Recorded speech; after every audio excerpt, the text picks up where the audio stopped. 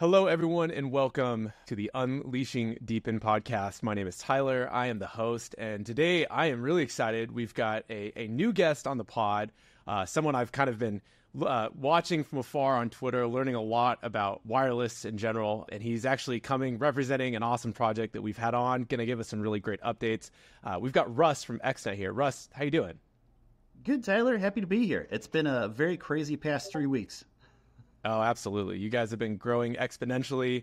There's been so many things coming out about partnerships and just traction and progress, and we're excited to see that. So this is the perfect time to do a conversation with you and have a little bit of an update chat, frankly, about what XNET's doing. As I alluded to during the introduction, you are definitely one of the people in the space that I've been sort of learning from afar. You've got a pretty decorated background, I guess you could say, with being a telephony engineer, telco engineer at Verizon. You kicked off your DeWi career at Hexagon. So maybe we can start before we get into some of the XNET stuff, can you tell everybody a little bit about yourself, kind of what you've been doing in the telco space for all this time? Yeah. I really started, really the first part of my career working in telco. So I started working at Verizon Wireless as a regular, what they called kind of a data center engineer, you could say, for regular people. They call it a MITSO, a mobile telephone switching office. And from there, I started there in the 3G days, and then we converted the network over to 4G, and eventually worked my way up to being a principal engineer. So as a principal engineer, I was working on the mobile core. I was in charge of multiple data centers in multiple states. And then later on, they had me work on their international cloud platform as well. So I worked with a team of engineers across the country and across the world to stand up services, work on the mobile core, really help Verizon grow and keep up with capacity for all the I'll say, unlimited demand for data that keeps going up and up and up every year. And then after that, I also worked for a little bit at US Cellular, really helping them to protect their network, make sure it was resilient, because we had a lot of attacks coming in. There were thousands, tens of thousands of attacks per day against the company. So make sure that they were well protected. Yeah. Definitely an interesting backstory, and I'm sure it really helped sort of pave the path for getting into DeWi. So what was your first Web3 experience? Because I know prior to XNET, you were at Hexagon Wireless, and for folks who don't know, they were probably the first DeWi specific deployment company. Maybe if not the first, one of the early pioneers in it. How did you get into this Web3 decentralized wireless space? Yeah, so I've been watching the space for a while. I was an early dreamer of Helium for ubiquitous, affordable communication services, and kind of jumped on LoRaWAN kind of late, really. I still run a nationwide LoRaWAN fleet, but I got in quite late. But when it got to CBRS, I'm like, hey, I know this stuff, and I was jumping on these long Twitter spaces and was on there, as long as they'd have me on talking about the industry. And after that, eventually got some introductions, people connected. And I got connected through Alex, the CEO of Hexagon Wireless, that got seed funding and said, hey, we really need somebody who knows this network, knows this industry, can figure out the problems that we have to get us deployed nationwide. We want to have the biggest, most extensive kind of fleet of radios across multiple projects. So Hexagon, went really deep into pollen, which ended up being a huge strategic mistake for the company, but did have, $2 million of funding to start up and build all that. So I was along for that ride, worked with a fantastic team of people, and then also worked after Hexagon was dissolved. I ended up taking on a lot of the assets that were left over and continue to run those sites today and work with a lot of those existing partners across multiple states to keep that network alive and running and introduce them to new projects as it makes sense. And then that kind of leads me into, I got started with XNET. I was following XNET for several years. XNET's been around for over 2 years. So it's kind of an old project in the space now. Yeah. Now, I remember back on some of those early Twitter spaces when I was trying to come up to speed on the telephony space, because it was not where my initial background was by any means. And you were the point person that I felt like I was getting the most insights and knowledge around, because you've obviously been doing it for a while, but because you've been on the engineering side, you really know how these things work. So anyway, for those who have probably listened, you can thank Russ for all the knowledge and gems that he's dropped on these conversations and spaces over the years. They've been pretty remarkable. I'm happy to share knowledge. I'm pretty open. There's obviously people in the space that we disagree sometimes, but the majority of I worked with and talked with many of the projects in the space, whether it's obviously mentioned Pollen, but also Really Wireless, also Carrier One, anyone who's really trying to get to this goal of ubiquitous, affordable communication, especially I think with cellular, I love to talk with them about. And obviously, what I'm doing now is a big part of that world now with Wi-Fi offload. Yeah. So maybe we can jump into, after Hexagon, all the work that you had done. How did you actually get full time or join the XNET team? What was sort of the genesis that sparked that? Yeah. So I was one of the few people who joined almost all their AMAs during the dark times, the bear market. So, and I was always giving them feedback. And also, if I wanted to, confront them a little bit on something, or if I thought they were going kind of the wrong direction on something, give them that feedback directly. Because I was really trying to find deals out there because, with the people that I work with who've been with me on this journey for the past 2 years, I'm trying to give them options and saying, hey, I want you to work with these networks, and it's going to give you a reliable stream of revenue that you can depend on, and you're not going to get burned.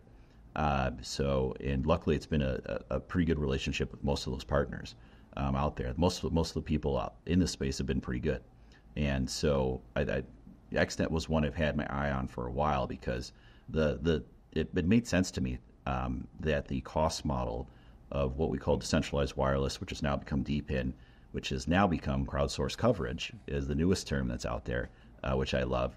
That people seem to really like, and hopefully this one sticks.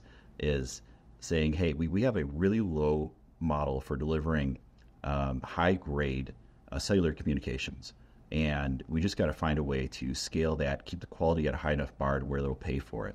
And I thought that XNET's take on that, being kind of a neutral partner, was very innovative because no one else has really said, no, we want to be fairly neutral in how we do this. We work with all the networks. In fact, we'll even offload other networks that most people would see as competitors. There's no technical reason not to. So I thought that's a good key insight. Now, one thing that I disagreed with the team on, and it turned out to be true, is getting a offload deal. I believe the original estimate was like 6 months. It took more like 2 years, which is exactly what everyone expected from the industry. And now, since they literally just announced it, I think an hour before this call, that they have their first signed offload deal. For the time being, they're keeping it confidential, which large network it is. But that will be, it's signed, it's done. The technical, we want to make sure that data is flowing live across CBRS radios. But that was a very hard thing to do, to be the first one to break the wall that's coming down and saying, like, now we've got our first major carrier that says, I'm all in on CBRS offload. They're already all in on Wi-Fi offload, which turned out, I think it's been now about maybe 2.5 months since we launched Wi-Fi offload. And, right now live, we've got hundreds of units sold. I've got about 200 units live and in the field. Right now live, just on our pro units, we've got almost 1,800 cell phones on it right now doing offload. Wow. So it's doing really well. I'm going to have to look at our other fleet of radios too. We've got some different, we support, we're also neutral with the vendors we support. So we have different back ends that report all their live data that comes up. So obviously we do epoch updates every 2 weeks. And the Explorer 2, which is being updated to show fresh live data, so people have a good sense of, hey, how am I doing? And goal is to have that be live one day, but starting out, have weekly updates. But I can obviously look at everything live, but that's network has just been on fire. People love the AT&T offload, offloading to all these different networks and saying, hey, you've got 250 million potential customers. You just got to go find them and get those locations put in. Right. And I really put a lot of pressure on the team, and I think we really delivered a really solid product at a very low price point. It's at $199. It's the cheapest Wi-Fi unit you're going to find in the space with very high specs. It has 4x4 MIMO, which is frankly pretty rare in the space. Takes 300 cell phones. Even busy spaces, you're not going to have more than 50 at a time. Like at ETH Denver, we had 50 phones on. Was kind of our peak there, even though we had a completely packed room. Yeah. So that was, and I think demoing it live, don't tell people, show people how it works. So we always go to, like, I was just in a big boardroom meeting just this week actually, and where we just brought it into the meeting and showed it to them live, and it worked right on their AT&T phones. Like, they saw it.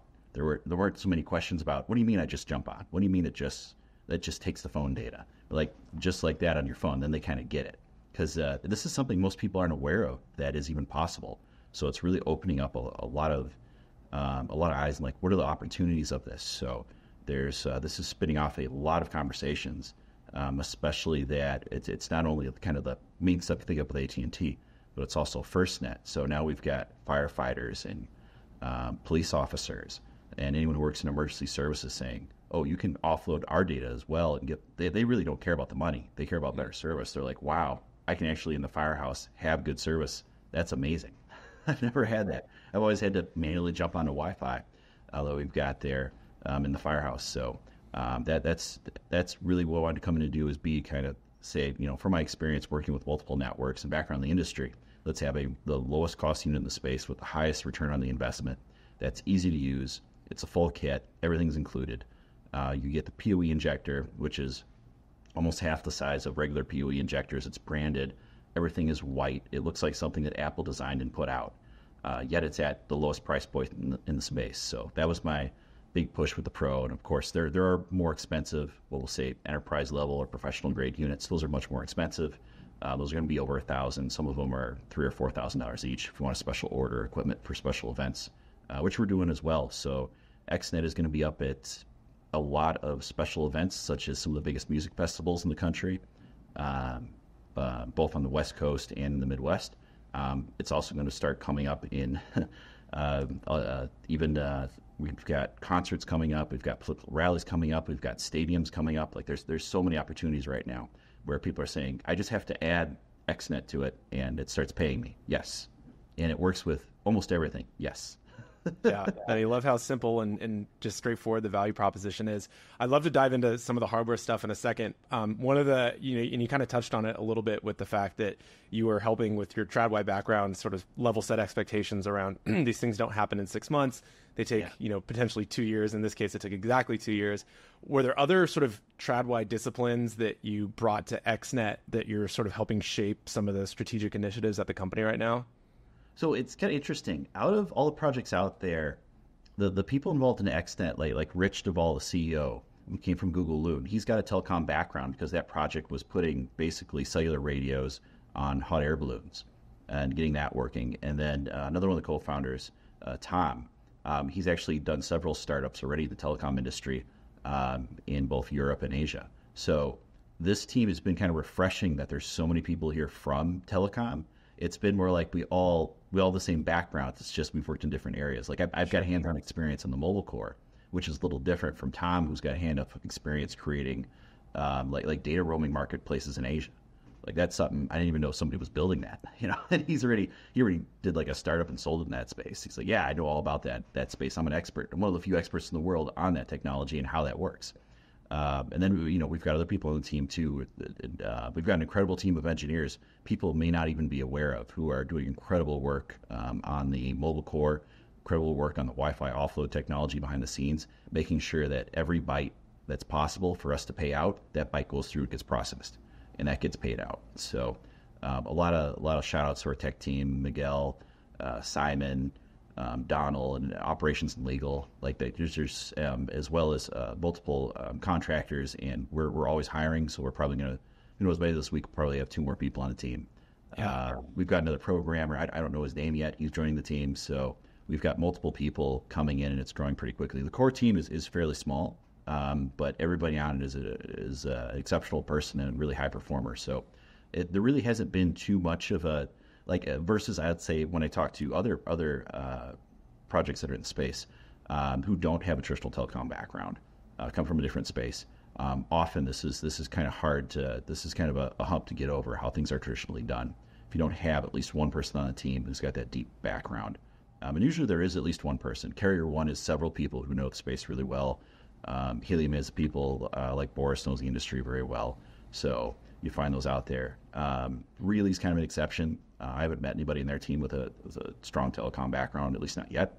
In Flake's Mobile, I haven't met their team yet, so I'm not I think that they come from a strong telecom background. So my big part in the space is really just try to work with them all. And I'm more of trying to just get the space to the point where it's affordable and everyone can participate. Kind of the dream of let's unlock these networks and let people, as long as they stick to building a high quality network. I don't want something, like on dial-up, something that people can actually use.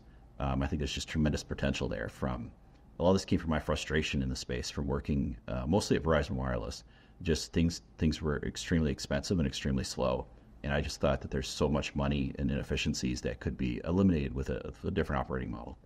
Right. Well, and that, you call it crowdsourced coverage, call it DePIN, decentralized wireless. It really is like the perfect model for solving a lot of these inefficiencies, which is quite exciting to see it happen in real time, specifically with your project and a bunch of others across the space in different verticals. I think one of the things that's pretty unique about Web3 builders in particular is that they come to the table with this, like, we're going to totally blow up the entire world and do something that's revolutionary and world changing. And I think one of the sort of the counterweights, especially within the telecom space, is that there's so much legacy infrastructure and all these big companies that have just death grips on the industry, that trying to kind of balance both sides, I imagine, is quite contentious. And so having a bunch of experts on the team has got to be invaluable for that. Yeah, it's fantastic because a lot of us agree on a lot of stuff that happens out there, but I think what everybody gets is the vision, like the vision of affordable communication everywhere. How do we get there? We got to drive costs out of these networks. Like I can say for many years when I was at Verizon Wireless, cost cutting was a huge part of it. Like, how can we operate more efficiently? And just the way the company was set up made it frankly impossible to eliminate large costs out of their operating model. It's one reason why cell phone plans are so expensive. There are a lot of costs to running a network at that size. Now I give them some credit. I think they still have their 3G network up, their 4G network, and their 5G network up, all running together at once, which is a very, very hard thing to do and something that the big carriers are very good at. However, the way they operate is mostly done based on what they're told to by their suppliers, which is, like Nokia and Ericsson, the big players in the space, and everything they do is extremely expensive and slow.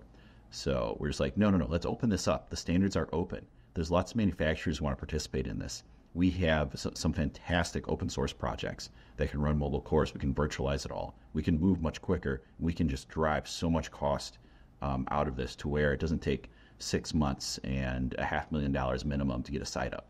How about I can get, like right now, you can get, how long does it take to get any type of, crowdsourced coverage site up? You can get Wi-Fi up in minutes. Right. And I can get a CBRS site up. Well, depending on how the project processes CPI, I can get that up in a day. I can schedule it out and get it done in a week. I can have legal agreements signed in days.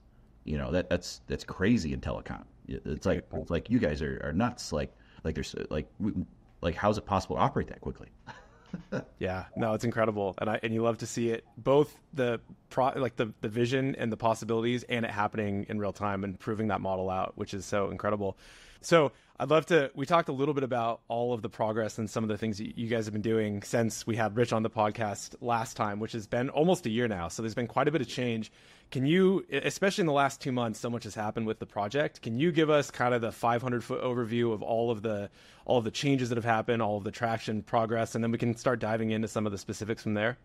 Yeah, it's funny how it just changed today with a big update. So 500-foot view is really starting this year. There was a big pivot in XNET to say, hey, Wi-Fi offload is cheaper and quicker to deploy than CBRS. And right off the gate, got several carrier partners interested in saying, hey, we want to work with you and build this and do this very quickly. We're like, okay, because we're at year 2 right now, trying to do it on CBRS. And basically in about a month, we were able to get basically proof of concept up and running. Now, they've been testing Wi-Fi offload for about 6 months. Like that wasn't actually a whole new idea. It just wasn't as big of a priority as CBRS, because it always seemed like CBRS was just around the corner. We're going to have this agreement. We're going to be done. But that didn't end up happening until literally like today. Wow. So Wi-Fi offload, and really where I started joining the team saying, hey, let's have an affordable unit. I want it to be under everybody else's, so $199, through a 2,000 XNET token bonus as well, which basically cuts the cost in half. As long as it's active for at least 1 epoch, so 2 weeks, plug it in, make sure it's checking in, which is not hard to do. But wherever you put it, it should start earning something. As long as it's not like home indoors for your own family plan. You don't want to do that. That's going to earn the minimum, possibly as low as 0. They're not trying to offload your house. That's what your personal Wi-Fi is for. Sure. But if you want to point it outside at your neighbors or a business nearby, that's okay. Then it's going to pick stuff up.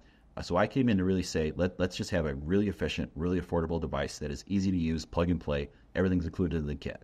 And let's just make this as simple as possible to where you need to know very, very little about the space. This could be your first crypto project you've ever done. and it's plug and play. So it's plug and play on the unit. It just needs internet and power, uses 25 watts, less than a light bulb. And then after that, you put in a registration form, and that has stuff like your wallet address for payouts, the address where you installed it. Of course, there's some back-end verification that that information is accurate, but it's a good check-in system. And then that starts earning. So it takes, usually within the first 24 hours, we'll get the information back from the carrier saying, looks good, your information looks accurate, speed looks right, because they test it as well. They control kind of the handoffs from the phones, and they're measuring, what the speeds are, what the quality is. They're kind of a double check of what we tell them. Because we'll say, hey, this site's getting 100 meg. Sometimes they tell us it's better. They're like, no, actually, you're getting over 150 meg. This is even better.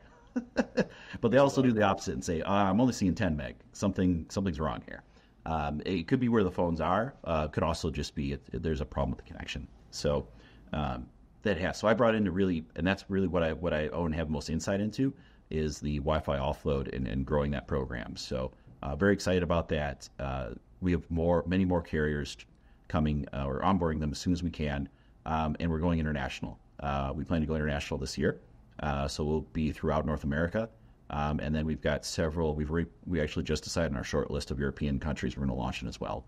All of our Wi-Fi units today are already certified for international use. So we could start selling our pros today internationally. They're actually already sold internationally. We just have to put our specific offload agreements and config on them. So go to the carriers, get that direct roaming agreement, start selling them in that country, go on to the next country. So we're really excited about that expansion that's coming up. We also got fleet management software incoming. It's still in active development because we've got people doing now massive fleets of 50 plus units or more. So that should be out hopefully in about 2 to 4 weeks. So that's be public so we can manage their DeWi fleets and say, hey, and that manages both the CBRS units and the Wi-Fi units. But really right now, the demand is really on the Wi-Fi side. So take your payments in, split those up, and push those out. It'll launch being Polygon crypto native because XNET is a Polygon project like Demo and Hive Mapper to where those splits will all be handled. So we're very excited about that coming out. I don't have a preview yet. I've got some rough screenshots. We're still working with the developers to fine tune it, but we're very excited about that. That was announced in the AMA today for the first time as well. So we've got fleet solutions for people who want to do big deals because we've got a lot of big deals kind of knocking on our door in multiple states that are coming in. So the whole Wi-Fi program is exploded. The number of YouTubers who covered it, like Tech Hustler, it would really, and several other YouTubers as well who've been covering it and gave us some really fair coverage. I mean, they kind of went into it. So we do understand that like our Explorer can be a little confusing. Like there's coverage areas for CBRS, but Wi-Fi is nationwide. We don't put a location restriction on it because AT&T pays for it nationwide. You could be at top of a mountain at camp and they'll pay for offload, which is crazy. Right. You don't need any approval to go up there. But CBRS proof of coverage rewards, those are only in selected hexes, in selected cities, as the carriers have told us, this is where we really want the most coverage. So we're like, all right, we're going to get people there. But I'm excited there about CBRS exploding as well with the first offload partner, because now you can put those up, even without proof of coverage rewards and start earning XNET, which is really exciting. So that's the big thing was the Wi-Fi program, and it's just exploded. We've got 2 manufacturers right now we're public with. We have several more. We're evaluating their technology and the units so that we have different price points, different capabilities. Some units have insane range, insane amount of phones. So like the Pro can handle 300 phones, but we've got other units that can handle 2,500 phones. So on a single access point, which is just crazy. But that's what you need for a stadium. Sure. No, 100%. Yeah, that's amazing. A lot going on. Yeah, you guys definitely have your hands full. You talked about going international with Wi-Fi, and you were really intentional around trying to have different products and different price points and whatnot. For talking about sort of this mass market adoption, what is left to be seen, if you will, for getting that mass adoption specifically with Wi-Fi? Yeah, so that's been something that we've been focusing on really, showing, not telling people how's it happening. So really what we've been doing, number one, is kind of getting the word out. We think that this is an insane ROI for most people. Typically these units in good locations will pay for themselves in 1 to 2 months. Wow. And kind of getting that word out to the community, especially with the token bonus. We're going to be at many different industry events that are coming up for a variety of sectors. So there's a couple coming up with some major retailers. They're looking at adding XNET to with all their franchisees. There's stuff coming up with internet service providers, and that's a whole new thing I can mention. So we've got our first ISP conversion program that kicked off with an ISP here in the Midwest. So we're taking their existing Wi-Fi and just adding XNET to it and paying them for that. We're actually already starting to pay them. So that's really exciting. Our second ISP, they haven't signed yet, but they verbally said they're all in. So they can't wait to do it next. So we've got our second ISP. And for that program, we usually want 300 access points or more. So once those are all onboarded, just explosive growth in the network size. One thing that I'm really proud of the XNET team and that I wish more projects had was a DIY component and not locking everything down so that nobody can rescue the unit, rescue it from the dump. Like if you can't use it with that specific project, there's no use for it. So we don't believe in that at all. In fact, all of our users own their devices and we're free to put them back to stock and let them log into it, manage it themselves. That includes all the Wi-Fi units. If anyone wants to leave XNET anytime, they can take it and use it as their personal Wi-Fi.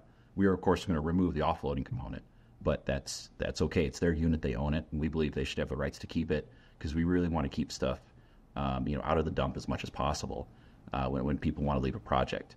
And I'm going to be expanding that dramatically towards the end of this year to where we want to actually be able to have people onboard their existing Wi-Fi as well, even for, we'll say, prosumer-grade equipment. So we'll be launching that later this year as another thing that we're working on. Because I really miss the DIY component of the crypto space, of being able to build your own miner. Like, it's so hard to build your own miner these days. To do that, you got to be like on like compute platforms, or you got to be like an old school like GPU proof of work miner. But like, no, you can do that in Wi-Fi. There's so much Wi-Fi out there, and you have to be a little more technical, obviously, to do it yourself on a prosumer grade unit. But that's another exciting program. I can't wait to get started on, and we've already actually just talked to people this week who want to be a part of that program. So we're very excited about that. We're also open to work with other projects. So I'm already talking to 2 other projects in the space who don't have Wi-Fi, but would be happy to add XNET Wi-Fi to their project. So technically, there's no issue with it. There's some business agreements we got to do because obviously there's a token exchange and bridging action that has to happen. We got to figure out how to fund that. But that's fairly a solvable problem that comes out. So we've got multiple partnerships cooking up towards the end of this year that I think those are going to come through to where you're going to see XNET like through other projects. So, you might be earning from Wi-Fi from AT&T on, let's say, X project. Maybe it's an IoT project. Maybe it's a sensor project, et cetera. But they say, oh, well, plug this in and you'll earn more of our tokens, but on the back end, it's actually going to be XNET. So that's really exciting too. And I like how that's one thing I'm really proud of the XNET team is that they're very open and transparent and willing to work with other projects and help them in the space. So I think the space is just going to get more and more exciting next year as more and more projects kind of realize how we're able to do this. But of course, we are scaling up very quickly and expanding very quickly. And we plan to be in more countries than anybody else, have more offload than anybody else, have more carrier partners than anybody else. And at the current trajectory we're on, I don't see how that couldn't happen.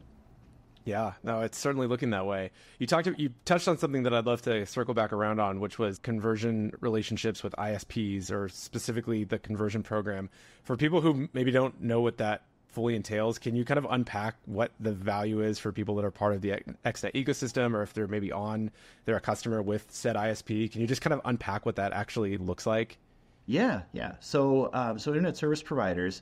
So we do prefer ones that are a little more urban. We're not really looking for rural ones because we don't think they're really going to make anything, to be kind of blunt with them. But anyone that's near a city or an urban area, what we can do is we can say, hey, if you've got locations, especially with small businesses or retailers, proof of maybe some point of sale equipment or meeting spaces, what we can do there is take those access points and we will add the XNET technology to it. So you still own the access points, you still control them, and all your existing services still work. Nothing like that changes. All that we do is we work with you on a technical integration, and that there's some Q&A based on the specific vendor you're using. We work with almost all of them. There's just a couple that have a couple edge cases we have to work through depending on the vendor, but most of them are pretty easy. And basically, it might be running a script, it might be pasting a config, but within minutes, depending on what vendor they're using, all of their access points will then advertise the XNET offload just like the ones that you can buy on XNET's website.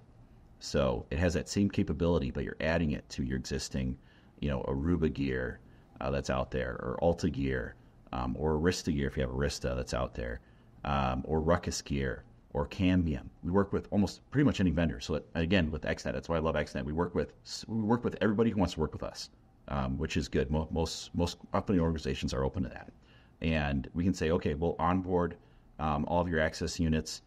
We just need your wallet. So currently it's crypto only. So all these ISPs are only getting paid in crypto, not cash. That's how it's likely going to be, for the short-term future. But it also brings on the biggest enthusiasts in the space. And basically every epoch, everything that they offload gets paid to them.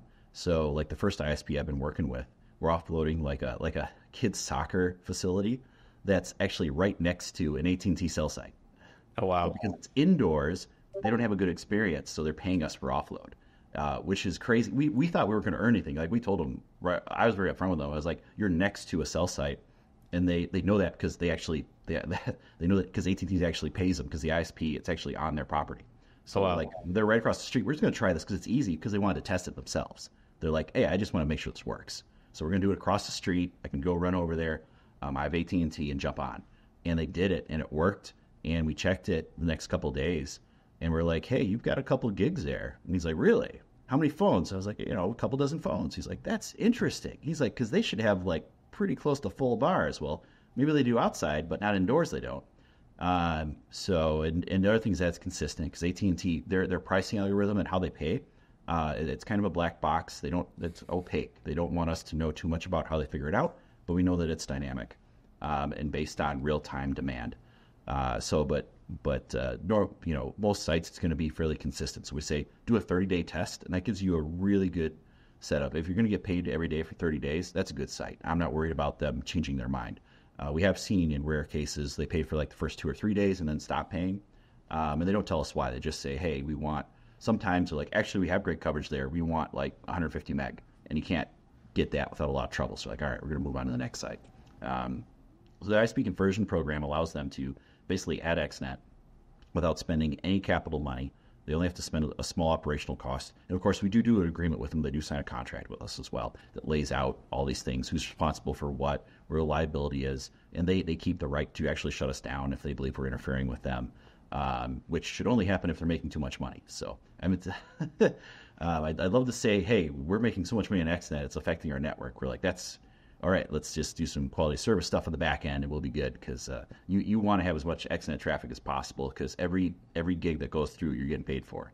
It goes all the way actually down to 100th of a gig we pay. So we try to be specific. Gets laid out, gets paid out to them every 2 weeks. So we've got our first ISP doing that. I think we're going to have a waiting list pretty soon. Second ISP verbally said they're on board. We have to sign the contract just to make sure all the terminology is good. But I don't see any issue why that would go forward. We've got several others that are coming in. So it's kind of funny. You wouldn't think there's that many crypto kind of friendly ISPs, but there actually are. You just got to find them. That's amazing. So just to create a cursory explanation of exactly what's going on here. So if an ISP does the conversion program and you have a carrier offload partner, say it's AT&T, for example, a customer that's in that business facility who has AT&T will automatically be able to roam on just because it's working and they're using XNET, and that's sort of the beauty of the solution? Yeah, it works just like our units. And so this works great. So the ISPs, they normally have like retail businesses, anything that's a business, we say, let's turn it on, and you're going to start making additional revenue from that location. And they love that. They're like, wow, so you're saying, they're already paying me for internet service. You're telling me now they're paying me for internet on top of the internet. Yeah. What going forward in the future? I mean, that sounds like there's so much potential and opportunity there because it doesn't increase any capital expenditure that the business might have, and it's a way to drive revenue into the business, and it creates a better experience for any of their customers. How much of your future business do you suspect will be through these ISP conversions versus actually selling hardware direct? Like, if you were to kind of speculate, what do you think that's going to look like in the future? It's going to be quite a race. And I haven't really approached, international ISPs, which are likely going to be working with us as well. Which one is going to be more? Kind of the retailers, independent deployers? I would say I'm going to bet it's going to be the mass professional deployers, which is kind of the space I came from, that are going to win because some of the deployments coming up, like I mentioned earlier, some's with like retailers or franchisees. You unlock like a national franchise. I mean, that's 10 to 20,000 locations typically with major franchise. So I think it's going to be actually the big deployers. And those are the people who I really like working with because we've known each other for several years in most cases, and saying, okay, let's help you unlock these deals, get this revenue flowing, help you manage these fleets and get those payouts going. I think it's going to be them that are going to drive a lot of it. But which one's going to be the biggest in the end? You know, there's a chance it could be just retailers, just regular people just putting up, 5 to 10 units. It's really tough to say, but the best locations that earn the most, especially internationally, what I will say is, like internationally, it's going to be a race to get to tourist traps because that is where the real money is. I can say that our rate should be very, very good if somebody goes to like Italy or Paris and puts up an XNET node in the future. Man, the amount of money they can make, I think could be 10 times what they make here at a similar site. Like the money that you can save carriers in international roaming is almost insane. It's a lot. So, and the way that we're able to do it, that saves the carriers a lot of money from their roaming, especially internationally, is just it's just the numbers are very attractive. So I actually think that because that's where most of the revenue is going to be, and I think that professional deployers are going to figure that out and how to get those locations and how to make those deals get done. I think that's where most of the growth will be because that's where most of the revenue will be, in my opinion. But man, them and like independent people who just hear about this and want to put one in or tell their friends about it, I mean, I think they're going to do a lot too. It's a very tough thing, but if you do it strictly on the numbers, those are locations that will earn the most in the future internationally, and I think that's where I would place my bet. But I'll say right now, like we're on a mission to get to our first 1 million units or more of Wi-Fi. I can't see us being any less than that because we're going to be in dozens of countries at a minimum. So the amount of Wi-Fi units that will be is just it's going to be big. It's going to be as big, and I think bigger than the old Helium LoRaWAN network when they were all turned on. Wow, that 1 million milestone is pretty tantalizing, quite exciting. I'm sure you guys are going to get there probably even faster than you're anticipating, just seeing the trajectory over the last couple months. It's scary. Yeah, that type of success is scary. We're not going to hit 1 million this year. That's not going to happen. But I know this year we're going to hit tens of thousands at a minimum. Just the ISP conversion program alone it can be tens of thousands depending on how many we're able to offload onto XNET and how quickly we can do that. I mean, because some of these ISPs are just humongous. So, that's not even counting. But retail sales. I mean, I'm doing a tremendous amount with manufacturers who are just knocking on our door saying, "Hey, I'd love to sell 10,000 units." Of course. You talked about a couple of the different providers. One of the updates that we talked about offline was sort of bringing the Alta hardware into the mix. What are future hardware partnerships looking like? Are there any things that you can talk about or that might be public that we can share with folks? Yeah, I'll share a little more because we're still doing testing with some vendors, but I've actually already shared some of this on the public Discord, so it's already public, so I can share quite a bit. So with Alta, we're going to have a new low-cost outdoor unit around June, and that's going to be significantly under $500 and have almost the same specs as the indoor. So it's going to it can take up to 300 cell phones. It's going to be ruggedized for outdoor use. You can put it on a pole. It can take snow, rain, hail, everything but a bullet, and be able to basically start earning wherever you put it, and have hundreds of feet of range outdoors. We're also testing some insanely high capacity units. We're talking like I was talking about 4x4 MIMO. We're going up to 8x8 MIMO, which is what we're going to need for like stadium deployments. So we're testing some of that gear coming up soon. Higher capacity radios. So I mentioned 2,500. We're trying to see maybe we can go to 3,000 or 3,500 phones per access point. You might actually need that for some insanely high capacity venues. Again, stadiums, special events, entertainers. Like up here in the Midwest, we've got the biggest, one of the biggest music festivals in the country up here with Summerfest in downtown Milwaukee. So we've got a lot of festivals that are coming up that need these insanely high capacity units.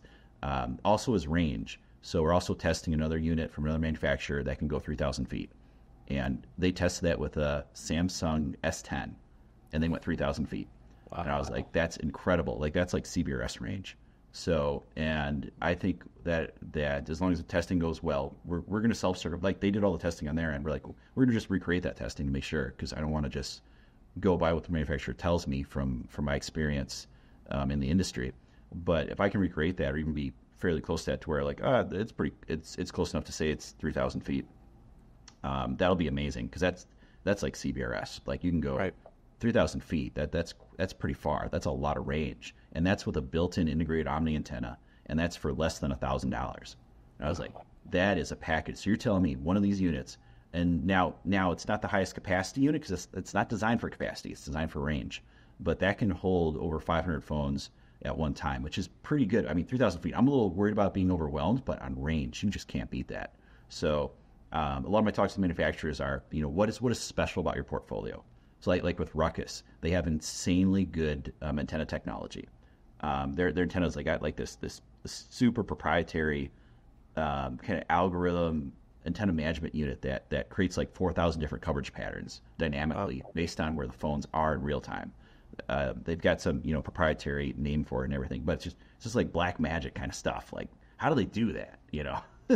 Like how are they able to just like dynamically change coverage so it's no matter where it is or what the interference is, it's always the best possible coverage. It's really quite amazing.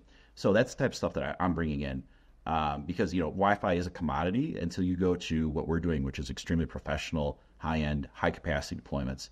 We also have Wi-Fi 7 units. In fact, we're talking with one manufacturer to actually be one of their first and largest Wi-Fi 7 deployments publicly. So hopefully that keeps going forward. I'm sure our testing will go really well. So Wi-Fi 7 is very exciting. I think we're going to be the first project that has officially supported Wi-Fi 7 in the space, but we'll see. Maybe somebody will beat me to it. That's fine. Then we'll just try to do it at a lower cost. Sure. Do you have any timelines around Wi-Fi 7 for folks? Yeah. So Wi-Fi 7, we already have evaluation units will be tested hopefully by the end of this month. And then deployments should be public. Everything goes according to plan around June. And then live field, actual customer live field testing will probably be closer to the fall. We'll have a full deployment that we can go that us and the manufacturer will actually do a case study on it, publicly document it. There'll be videos on it and everything like that. But that's kind of dependent on all the testing going well and installation going as planned.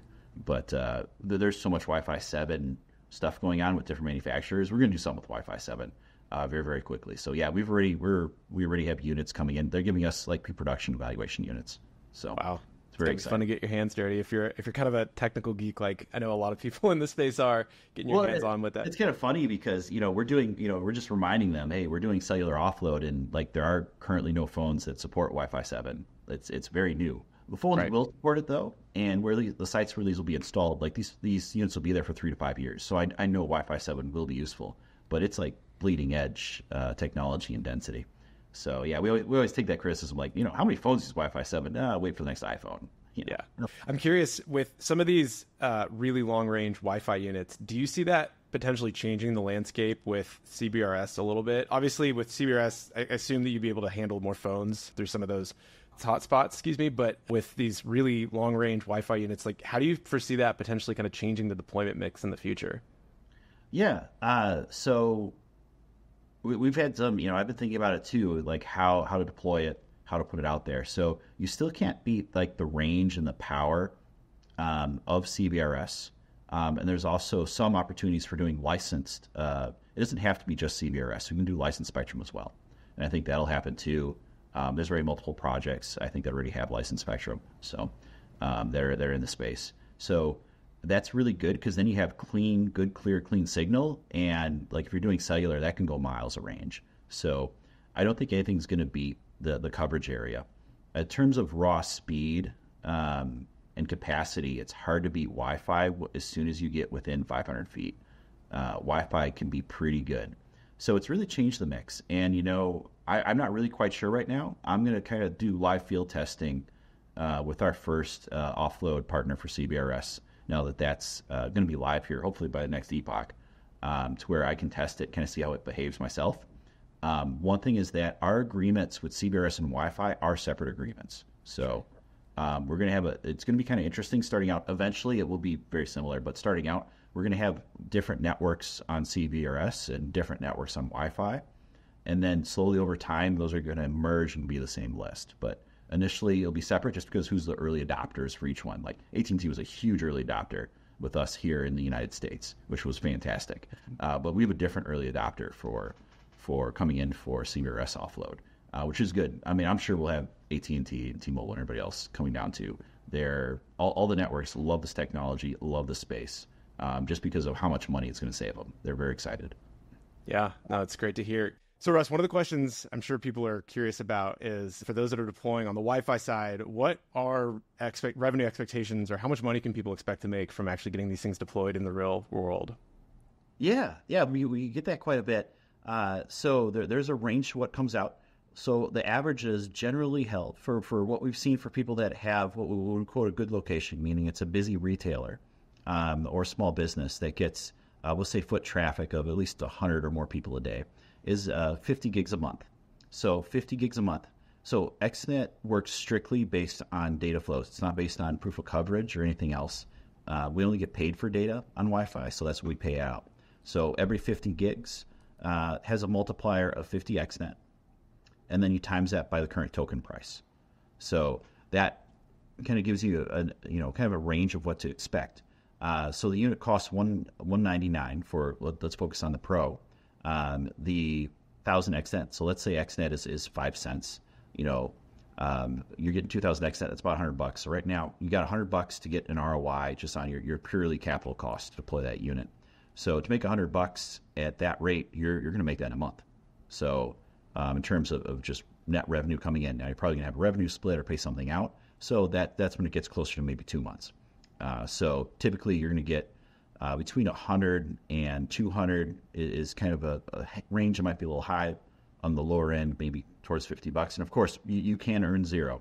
So, and we have seen that with people who maybe accidentally deployed it in their home for personal use. Like these aren't designed for personal or home Wi-Fi. It's not something AT&T is interested in paying for. So those aren't going to earn, could earn as low as zero. But for ones deployed in retail locations or maybe at a home to where outside your window, there's a bunch of businesses, people nearby. Those work really well too. So we had some people say, "Hey, I installed it in home, and actually I'm doing fantastic. I'm making, I just did 10 gig last week." We're like, "Well, what's different about your house?" You're like, "Well, actually, there's a bunch of businesses next to me. I'm in this condo complex right next to this area by this mall." I'm like, "Well, yeah, you're going to do a lot better there." So I say, 50 gigs is kind of the mark, is a good average. So half are going to make more than that, half are going to make less than that, and that's okay. So my main goal is just to make sure that ROI on that is a crypto ROI, meaning definitely less than 3 months, 6 months at the maximum.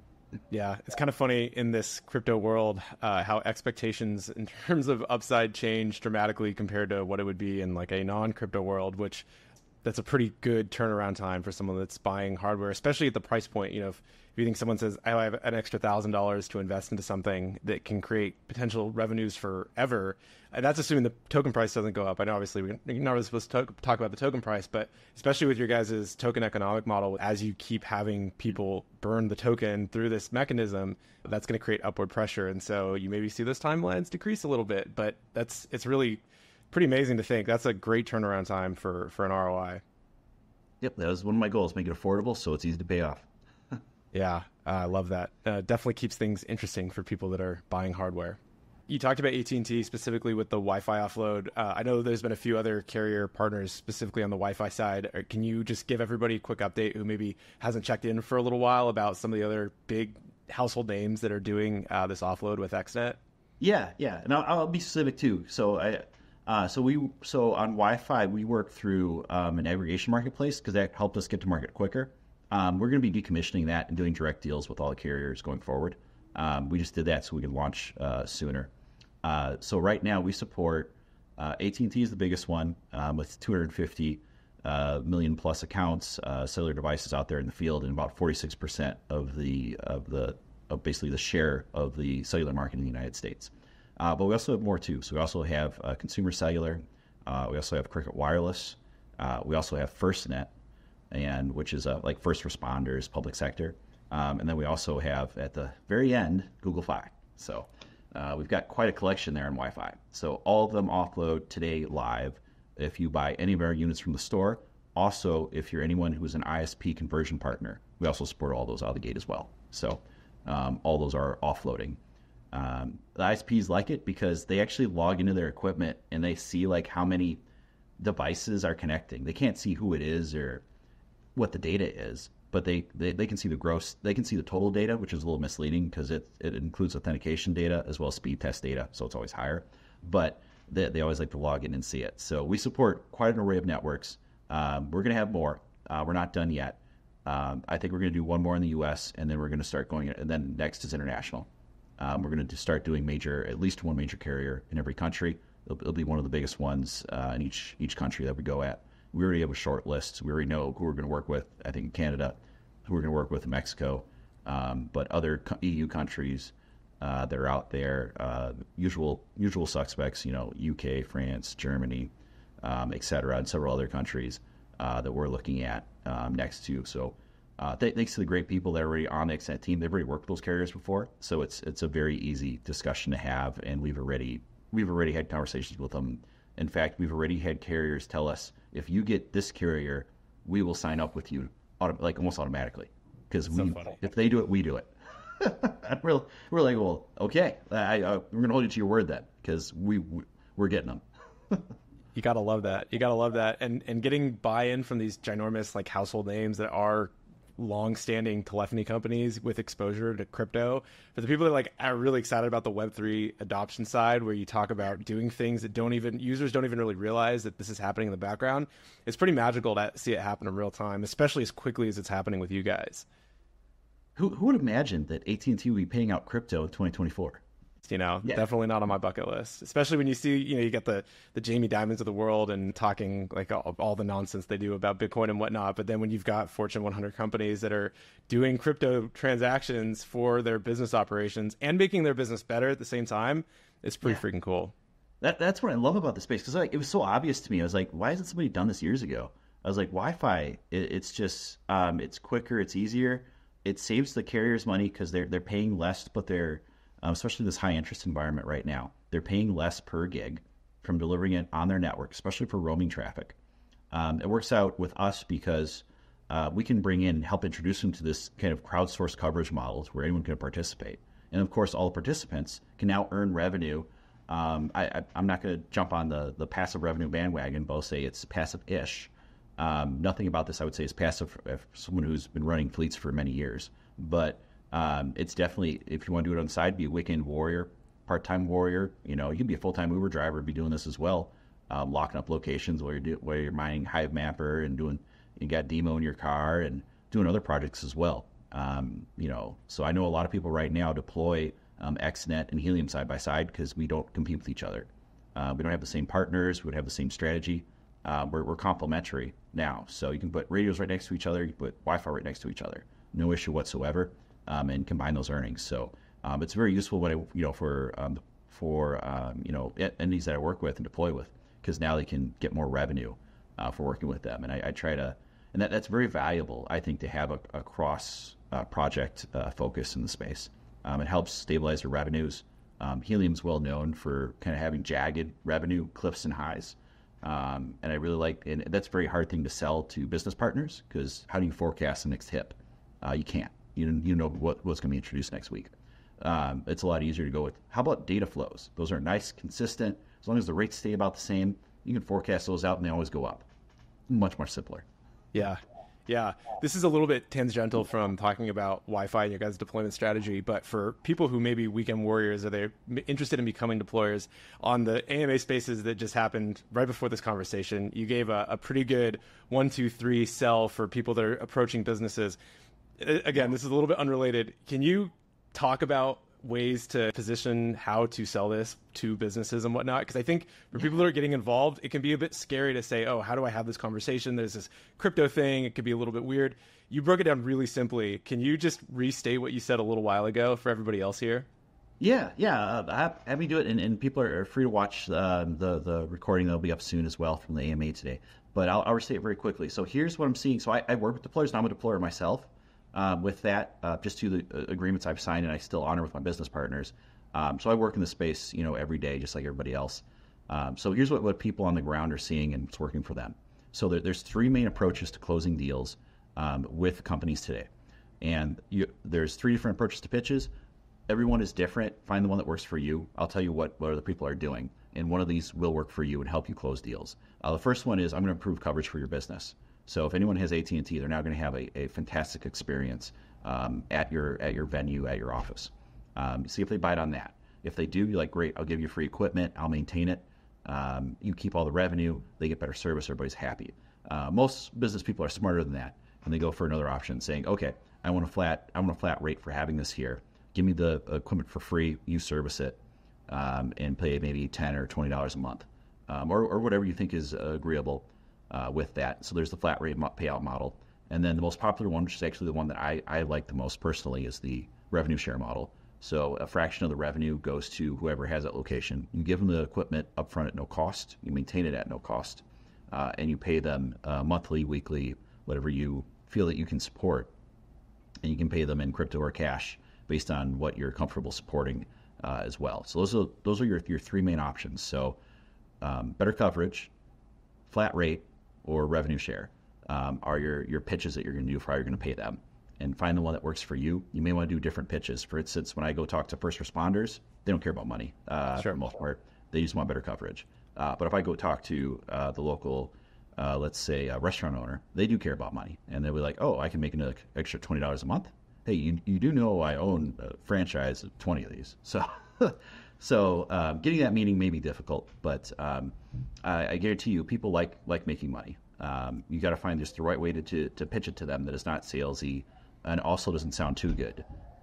You don't want to make it sound like this magic money box just prints money, but make sure to mention the utility of it. Otherwise, it's going to sound too good to be true, which it can be. It's actually extremely attractive right now. So that's the main ways where I come in. And then as far as when they ask, let's say you're doing a revenue share and they're like, how much do I make? What's working far and above everything else is a 30-day trial. Say I give you the equipment, you plug it in for 30 days. We see how much it earns. I register it. I'll take the payout for this month. And then we'll see after 30 days, we'll review how it does.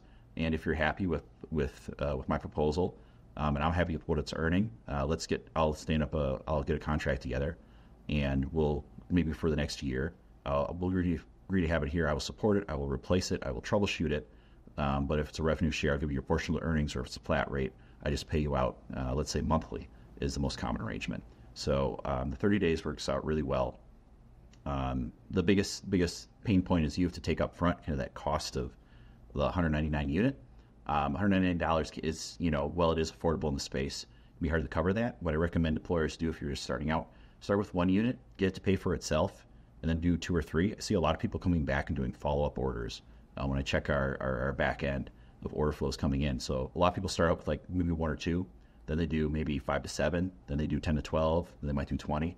And that's okay. Like, don't feel like you're missing out if you don't order like 20 right out of the gate, because it's going to be hard to put up 20 all at one time.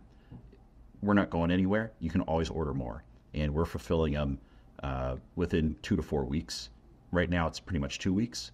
I'd love to get us to next day shipment, but our logistics is constantly working to make sure that we're keeping up with order flows and keeping everything consistent.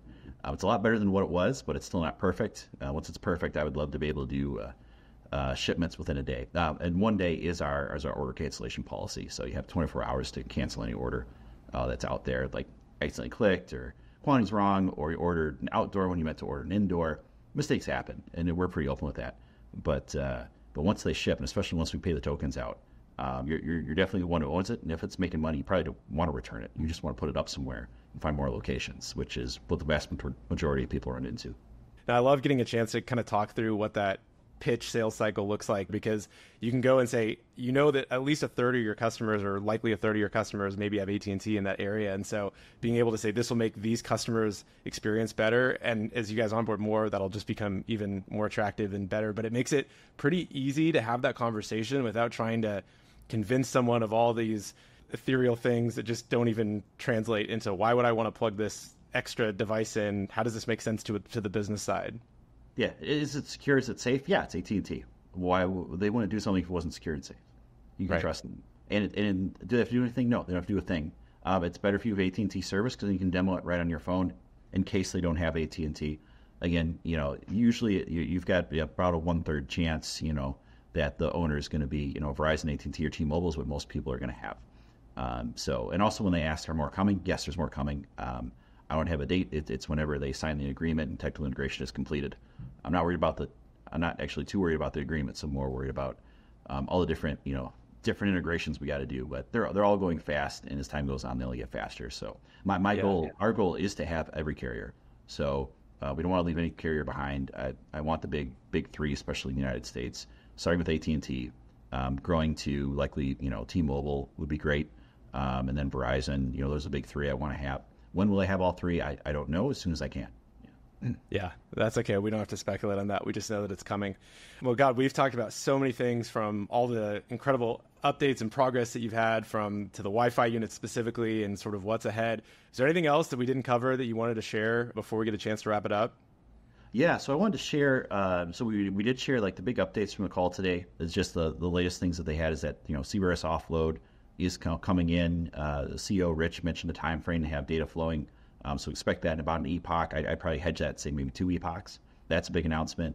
And then there's now outdoor units for sale too. These are professional outdoor units that are now for sale too, and we've got many more coming into the store. So I'm excited with just new options here. It's like every epoch we've got some big announcement. It's not like let's say the last 2 years where it's been, well, what's the announcement is we're still waiting for the network carrier to sign the agreement. Now it's more like, no, we're introducing this product. We have this big update. We have this big partnership. We have this big deployment. We've got this new program. We've hired these new people. Every week is just on fire, because I've worked in multiple startups, so I'm very familiar with what it's like. And this is kind of like the dream time. You're working really hard, but you're getting a lot done. And the only thing limiting what you can do, really, the quality of your team. And we've got just some incredible people from the space who've done multiple startups and have been in the crypto industry on multiple projects as well. So I just can't be more excited about where we're going, where this project is going. Feel like it's finally hit its stride. It's just keep executing, keep getting things done, keep landing agreements, and within a year, being across multiple countries, multiple manufacturers, this is going to be an amazing ride. Well, we're rooting for you. And as you said, it's been incredible to see where it was even a year ago to where it is today. It's like two separate companies almost, with how much progress is wait, is this the same project? Well, for people that want to stay up to date with all of the many exciting changes and progress that you are announcing, where should people be checking XNET out, following you? Can you tell everybody where to go so they can stay updated? Yeah, the best place overall is the Discord. And then on the Discord, specifically the announcement section, and then the weekly AMAs, if you have the time to attend those, are going to be your best place for the most up-to-date information. The AMAs have gotten quite large. There's a lot of people attending them now, which is good. We're getting a lot more questions and feedback. Governance meetings are also set up and are also weekly as well, because with all this growth, we want to make sure the community has a voice and gives us direct feedback. And they've actually been very helpful. I'm not active in the governance. I'm only active in Wi-Fi, but I see what they're doing. And we've got some really sharp guys on there who say, hey, these tokens came from this pool. I thought they were supposed to come from that pool. Should this pricing be correct? We want to change this, and what is the long-term sustainable model of how this works? So to make sure that there's the right blend of being able to move very, very quickly, but also have the community have a very strong voice and be able to have a direct input and say, we want to do things this way. This is how we want to move forward. We don't want it to make it seem like we're calling all the shots and doing whatever we want.